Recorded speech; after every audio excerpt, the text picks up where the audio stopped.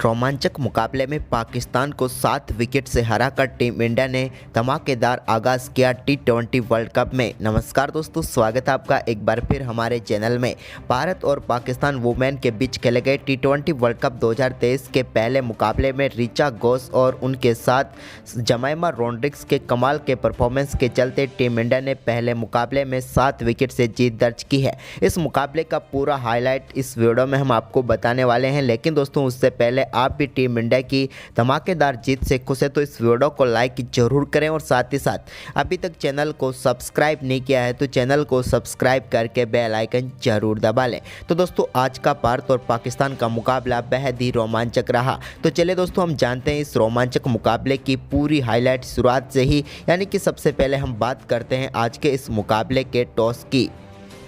तो दोस्तों आज के मुकाबले की टॉस की हम बात करें तो इस मुकाबले में टॉस जीता पाकिस्तान की कप्तान बिस्मा ने और पहले बल्लेबाजी का फैसला किया।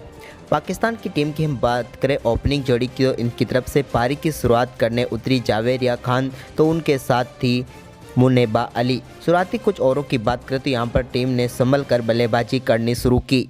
पहले ओवर की बात करें तो पाकिस्तान की टीम पहले ओवर में सिर्फ 3 ही रन बना पाई। काफ़ी शानदार गेंदबाजी की रेणुका ने। इसके बाद दूसरे ओवर की तीसरी गेंद पर दीप्ति शर्मा की गेंद को बेहतरीन तरीके से जावेरिया खान ने चौका लगाया। इस चौके के साथ यहां पर बाउंड्री की शुरुआत हुई, लेकिन इस चौके से पहले इस ओवर में 3 रन वो पहले भी बटोर चुके थे। लेकिन इसके बाद दोस्तों टीम इंडिया को पहली सफलता दूसरे ओवर की चौथी ही गेंद पर मिल गई, जब जावेरिया खान एक और स्वीप शॉट खेलना चाहती थी, लेकिन सीधे हरमनप्रीत कौर को कैच थमा बैठी और दीप्ति शर्मा ने टीम इंडिया को पहली सफलता दिलाई। जावेरिया खान इस मुकाबले में 6 गेंदों पर सिर्फ 8 ही रन बना पाई और टीम इंडिया को पहली सफलता दूसरे ओवर में ही मिल गई। इसके बाद 2 ओवर की समाप्ति तक पाकिस्तान ने 11 रन बना लिए थे, लेकिन एक बार फिर तीसरा ओवर काफ़ी शानदार रहा और इस ओवर में भी 3 रन ही बने, यानी कि 3 ओवर की समाप्ति तक 14 रन ही बने थे। इसके बाद यहां पर कप्तान बिस्मा मारूफ ने चौथे ओवर की चौथी गेंद पर दीप्ति शर्मा के एक बेहतरीन चौका लगाया। इसके बाद उन्होंने एक और बेहतरीन चौका इसी ओवर में लगाकर बैक टू बैक बाउंड्री प्राप्त की और इस ओवर में 10 रन बने। वहीं पर इसके बाद 5वें ओवर की चौथी गेंद पर भी राजेश्री गायकवाड़ के बेहतरीन चौका लगाया यहां पर मारूफ ने। इसके बाद यहां पर 5 ओवर की समाप्ति तक 31 रन बना चुकी थी पाकिस्तान की टीम, लेकिन 6वें ओवर की आखिरी गेंद पर दीप्ति शर्मा के एक बेहतरीन चौका मुनेबा अली के बल्ले से भी देखने को मिला। तो पावर प्ले की समाप्ति तक 39 रन बना लिए थे पाकिस्तान ने, लेकिन इसके बाद 7वें ओवर में राधा यादव ने टीम इंडिया को एक और बड़ी सफलता दिलाई। उन्होंने पेवलिन बेजा मुनेबा अली को, जिन्होंने इस मुकाबले में 14 गेंदों का सामना करते हुए सिर्फ 12 रन ही बनाए, और उन्हें स्टंपिंग आउट करते हुए राधा यादव ने पेवलिन भेजा और भारतीय टीम को बड़ी सफलता मिली। इसके बाद यहां पर निदादार बल्लेबाजी करने उतरी, लेकिन वो भी ज़्यादा कुछ खास नहीं कर पाई और अपना खाता भी नहीं खोल पाई। टीम इंडिया ने इस विकेट के लिए रिव्यू लिया था और रिव्यू सक्सेसफुल हुआ और टीम इंडिया को एक और सफलता मिल गई। ये सफलता टीम इंडिया को पूजा वस्त्रकर ने दिलाई। इसके बाद दोस्तों नए बल्लेबाज के तौर पर अमीन क्रीज पर उतरी, लेकिन इसी बीच 12वें ओवर की छठी गेंद पर एक और चौका मारूफ के बल्ले से देखने को मिला, लेकिन 13वें ओवर की पहली गेंद पर टीम इंडिया को एक और सफलता अमीन के रूप में मिली, जिन्होंने 18 गेंदों का सामना करते हुए 11 रन बनाए। लेकिन यहां पर शानदार तरीके से विकेट कीपर ऋचा घोष के हाथ में उनका कैच गया और टीम इंडिया को चौथी सफलता मिल गई और यहां पर 13 ओवर की समाप्ति तक पाकिस्तान की टीम सिर्फ 74 ही रन बना पाई थी।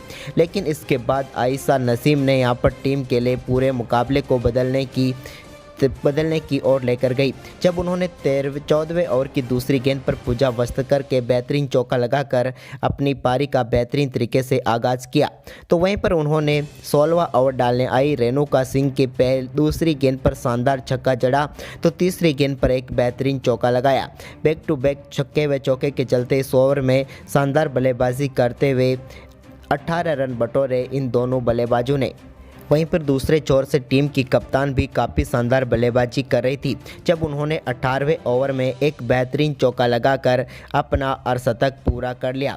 मारूफ ने शानदार बल्लेबाजी करते हुए अपना अर्धशतक पूरा किया, तो टीम के स्कोर को भी अब तेज़ी से आगे बढ़ाने की जरूरत थी। 18 ओवर की समाप्ति तक 126 रनों तक पहुंच चुकी थी पाकिस्तान की टीम, लेकिन 19वें ओवर में भी शानदार बल्लेबाजी करते हुए 10 रन बटोरे पाकिस्तान की टीम ने। इस ओवर में मारूफ के बल्ले से एक बेहतरीन बेहतरीन चौका भी देखने को मिला। लेकिन दोस्तों इसके बाद आखिरी ओवर में भी कमाल की बल्लेबाजी पाकिस्तान के बल्लेबाजों से देखने को मिली, जब दूसरी गेंद पर दीप्ति शर्मा के आयशा नसीम ने बेहतरीन छक्का लगाया। तो वहीं पर इसके अलावा दीप्ति शर्मा की चौथी गेंद पर उनके बल्ले से एक और बेहतरीन चौका भी देखने को मिला, जबकि आखिरी ओवर में भी 13 रन बटोरे इन दोनों बल्लेबाजों ने मिलकर और टीम इंडिया के सामने 149 रन खड़े गए और 150 रनों का विशाल लक्ष्य रखा। इस लक्ष्य का पीछा करने उतरी टीम इंडिया की तरफ से यस्तिका भाटिया और उनके साथ थी शेफाली वर्मा। पारी की शुरुआत के दूसरी ही गेंद पर बेहतरीन चौका लगाया यस्तिका भाटिया ने और भारतीय टीम ने पहले ओवर में शानदार बल्लेबाजी करते हुए 8 रन बटोरे। इसके बाद दोस्तों दूसरे ओवर में भी शानदार परफॉर्मेंस रहा भारतीय टीम का। हालांकि इस ओवर में टीम इंडिया ने कोई विकेट नहीं गिरने दिया। हालांकि इस ओवर में सिर्फ 3 ही रन बने सादिया इकबाल के, लेकिन 2 ओवर की समाप्ति बाद टीम इंडिया 11 रनों पर पहुंच चुकी थी। लेकिन इसके बाद तीसरे ओवर में टीम इंडिया की तरफ से शेफाली वर्मा को आउट दिया गया, लेकिन उन्होंने रिव्यू लिया और वो नॉट आउट रही। इसके बाद तो उन्होंने तीसरे ओवर की आखिरी गेंद पर बेहतरीन चौका लगाया अनवर की गेंद पर यस्तिका भाटिया ने।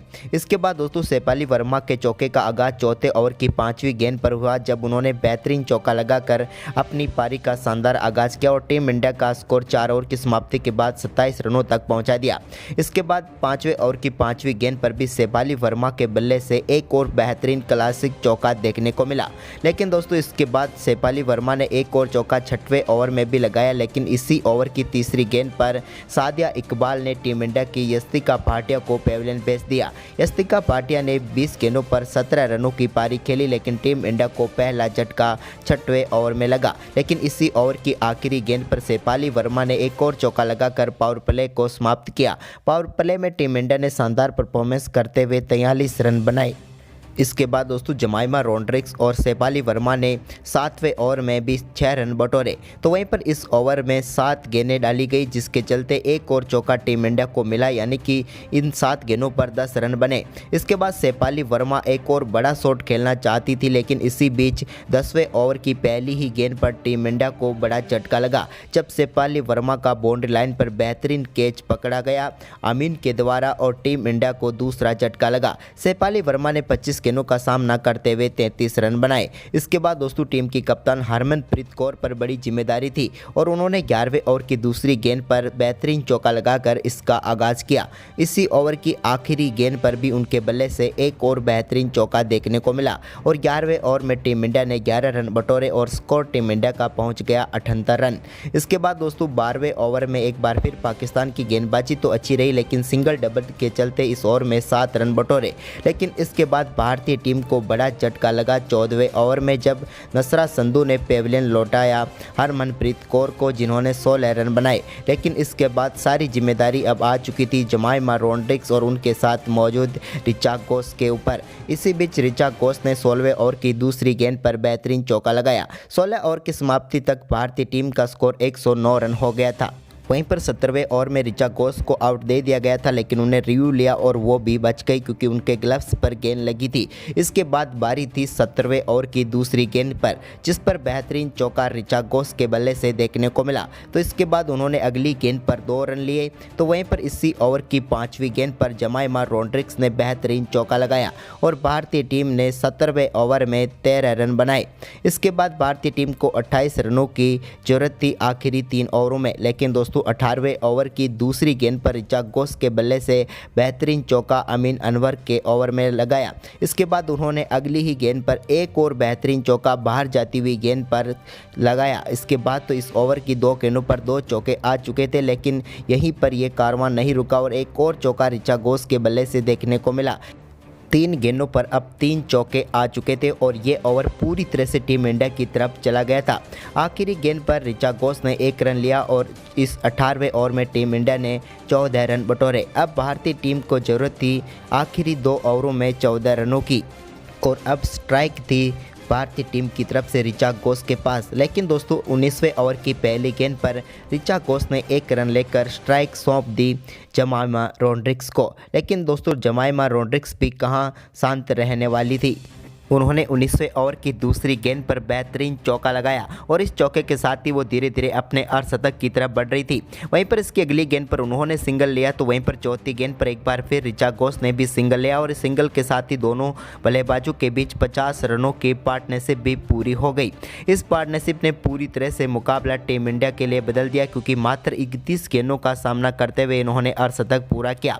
तो वहीं पर 5वीं गेंद पर भी फातिमा सना के बेहतरीन चौका लगाया, तो वहीं पर ओवर की आखिरी गेंद पर भी जमाइमा रोड्रिग्स ने बेहतरीन चौका लगाकर 38 गेंदों पर अपना अर्धशतक पूरा कर लिया और साथ ही टीम इंडिया को इस मुकाबले में बेहतरीन जीत दिला दी। एक समय तक 4 ओवर में जहां 41 रनों की जरूरत थी, वहीं पर टीम इंडिया ने 6 गेंदें शेष रहते हुए यानी कि सिर्फ 3 ओवर में ही 41 रन बनाकर इस मुकाबले को अपने नाम कर लिया। जमाइमा रोड्रिग्स और ऋचा घोष की इस पारी ने टीम इंडिया को जीत दिलाई। तो दोस्तों, आप इन दोनों बल्लेबाजों की धमाकेदार बल्लेबाजी के बारे में क्या कहेंगे? आप हमें अपनी राय कमेंट में दें और इस वीडियो को ज़्यादा से ज़्यादा शेयर करें। धन्यवाद।